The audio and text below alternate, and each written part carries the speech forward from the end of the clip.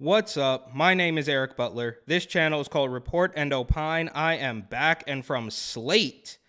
Help. My boyfriend became a transphobic culture warrior before my eyes. I can't help mourning the man I thought he was. So this woman apparently was dating a man, and the man thought that men are men and women are women.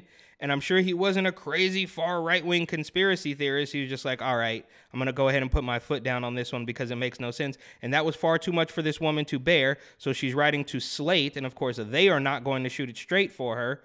But they say, Dear Prudence, how do you grieve the person you thought someone was? I'm a bi woman, of course. Just so greedy. They need to have it all. I'm a bi woman. So I get a victim card, right? Like I'm part of the LGBT BBQ agenda.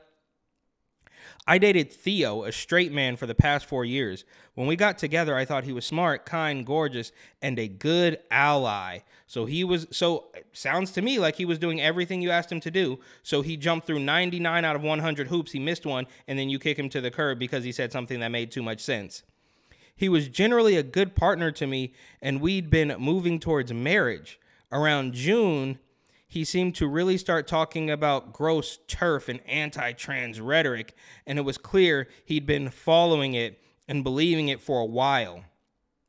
No amount of real data seemed to change his mind. Well, where are you going to get real data that's going to change it? All you guys do is scream people down. You say follow the science, and then when it comes to basic biology, you throw it out the window. So I don't believe that you for one split second had any real data that was going to change his mind about the idea that a man could just magically become a woman because he so thinks it. It's all absolutely ridiculous. No amount of real data seemed to change his mind, and I was very upset. I realized that one, I don't want to be with someone who buys into that, and two, more selfishly, transphobia is a tip of the iceberg issue to push against queer rights generally, and I'm queer. Okay, what rights are you guys not getting? Is it because you want the men to be in the women's restroom? You want the men to be in the women's locker room? Is that the rights that you're talking about? What are you talking about, lady? I broke up with him in August and thought he wanted to stay close. I asked for a clean break, but we live in a small city, and I've heard that he's been heading even more towards some incel, transphobe, culture war stuff. So there you have all the buzzwords. Anybody who doesn't agree with the agenda that we're pushing, the agenda that I've been fed and somehow actually believe, if he doesn't jump through all those hoops, then he gets all the buzzwords. Incel, he's clearly not an incel. You've been dating him for 4 years. I mean, what are you talking about? And transphobe, obviously, phobe, ism, all that stuff, culture war. Okay, that much is true. I miss our relationship, our planned future, and him as a person deeply. But I guess what I miss most deeply is the person he was in 2019, who happily joined me for pride parades and shut down gross comments at bars. I'm heartbroken he's gone, even though he's still here. How do I move on? Missing him. Well, you could probably, look, I'm going to be prudent here for a second, and you should just go back to a guy that you clearly liked because he was making sense. And he was playing all of your cards. He was at pride parades, shutting down misogynists or whatever, shutting down mean comments. So he was doing basically everything you asked him to do until you pretended that a man could become a woman. And that just became too much. So this is obviously your fault, not his, you loser. They're missing him. Congratulations on not ending up married to him. So yeah, we've ruined your life. Good job.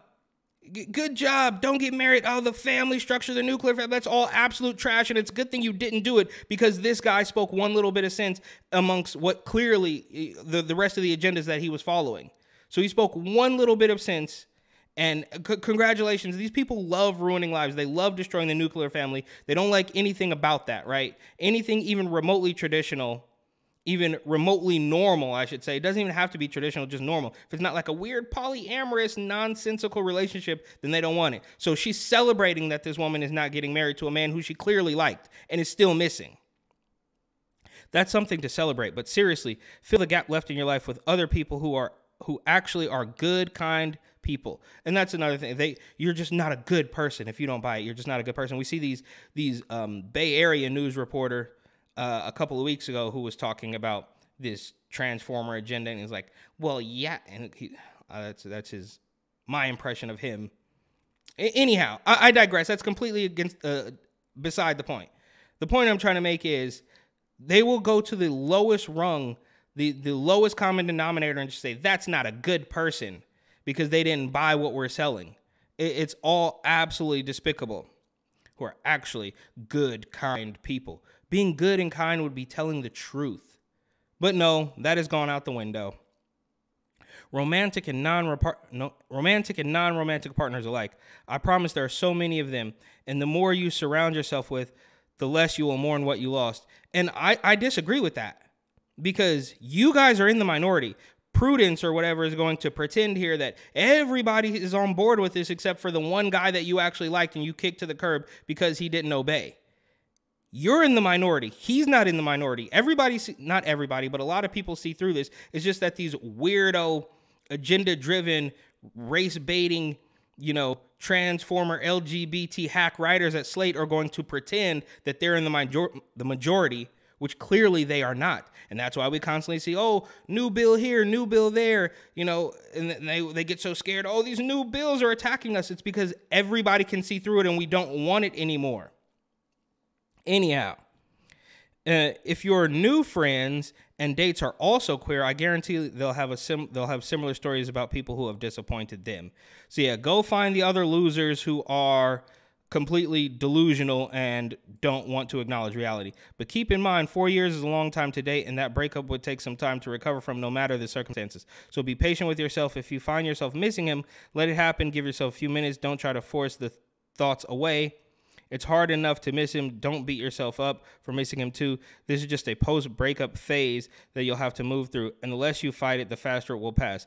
Then when you wake up one day and realize he hasn't crossed your mind in a long time, okay. Meanwhile, something that could be healing in the short term might be making a little donation in his name to, okay.